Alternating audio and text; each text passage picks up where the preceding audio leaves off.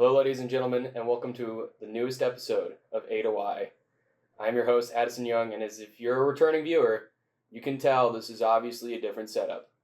I'm not in the studio. I am actually at Indiana Wesleyan University recording this in my dorm. This is also a homework assignment I have to do, so we're multitasking to the max here. But, you gotta do what you gotta do, right? So, obviously, the first question is going to come to mind, where have I been? And I'm going to answer that and telling a story from my life. And this story is going to cover pretty much the last 2 years and where I've been. So, it's common for people to struggle with their faith. And at one point or another, those struggles, they change. Sometimes you're just completely lost in your faith. You don't know where you're at. You don't know where God's at. You feel like you're just meandering in the woods trying to find any place of reality or resemblance of a normality. Sometimes you're in a different spot. You're actually wrestling with God and what He wants to do with your life. And I feel like that covers my life over the last 2 years. Thankfully, I'm not the first person to go through this. So we're going to look at Genesis chapter 33, verses 22 through 31. Starting at verse 22, that night Jacob got up and took his 2 wives, his 2 female servants, his 11 sons, and crossed the ford of Jacob. After he had sent them across the stream, he sent over his possessions, so he was all alone.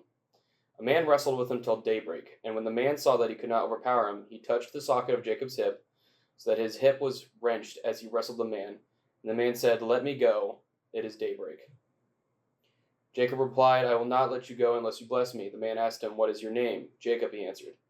The man said, "Your name is no longer Jacob, but Israel, because you've struggled with God and with humans and have overcome." Jacob said, "Please tell me your name." But he replied, "Why do you ask my name?" And he blessed him there. So, why do I give you this random verse from the book of Genesis about Jacob wrestling?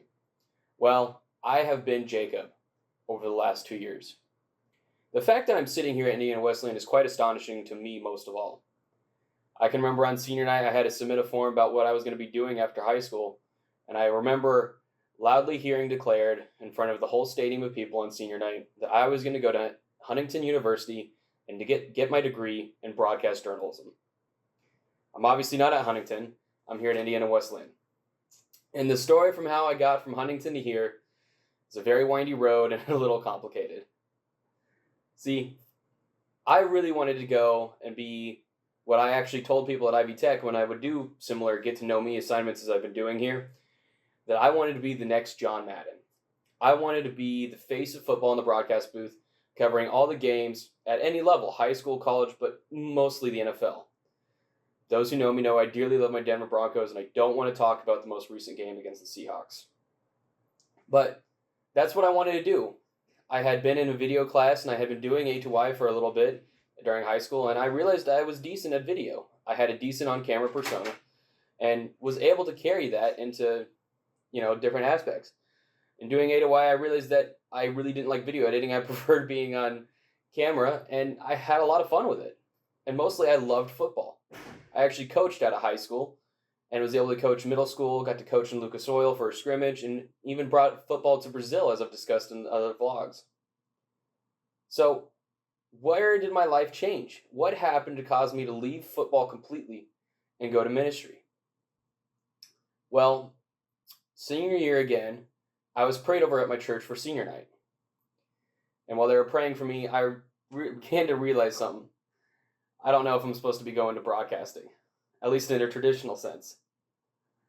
My parents had said that that's what I was going to do, and then the pastor started praying for me. Now, before I finish that story, let me tell a different one. When I was in Brazil, I had a really special moment where I was surrounded by people and prayed over at ABBA camp, the camp that I coached football at. However, before I had those football camps, I was prayed over by a lot of pastors, including those who had come from my church and other churches, and the U.S. and a lot of pastors from there in Brazil.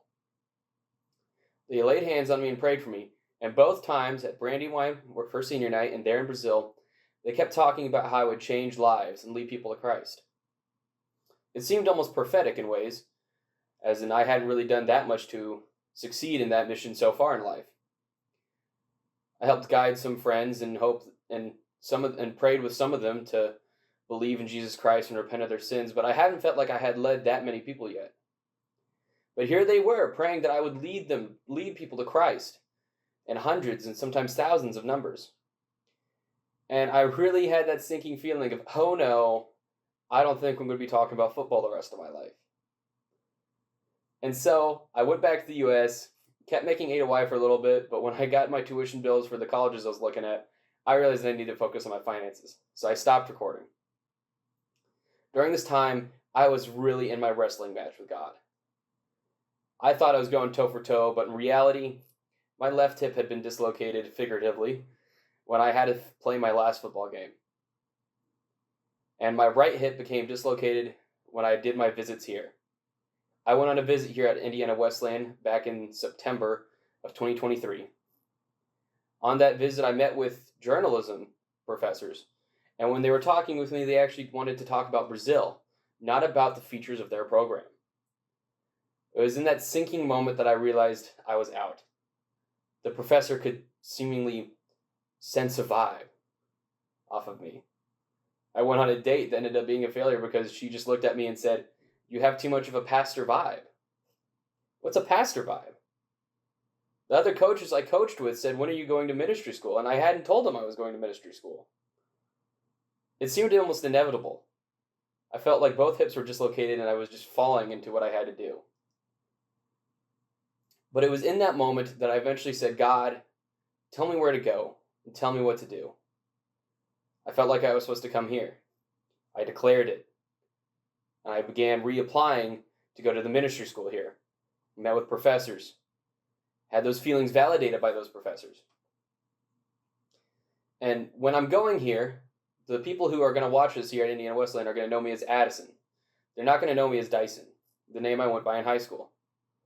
Just like Jacob being renamed to Israel, Israel meaning to struggle with God, I felt like I needed to go through a name change too. In high school, I went by Dyson because I got tired of people thinking it was girl, given that a lot of girls are named Addison these days. But when you Google the definition of Addison, it actually means son of Adam. My dad's name happens to be Adam, which was very deliberate when my parents were picking my name. So I go by Addison again. And being renamed just like Jacob to Israel, I'm kind of walking in a new step in life. I am now passionately a ministry major. And I look forward to being able to share and evangelize to people all over the world. Something I've kind of already got to sample in. And preaching here in the U.S. with my grandfather. And being able to share my testimony to lots of people in Brazil. A place I really wish I can go back to soon. Mostly because I need a refill on coffee at some point. And the people there are amazing. So I don't quite know what lies next in this chapter. I don't quite know what lies next with A-to-Y. But we shall see, and we will know, and I pray that all of you will try to walk in step with God and give up the wrestling match. Because let me tell you, when your hip gets dislocated, it's going to be painful. And it's much easier to ask for his blessing and what to do. This has been an episode of A-to-Y, and I will see you guys next time.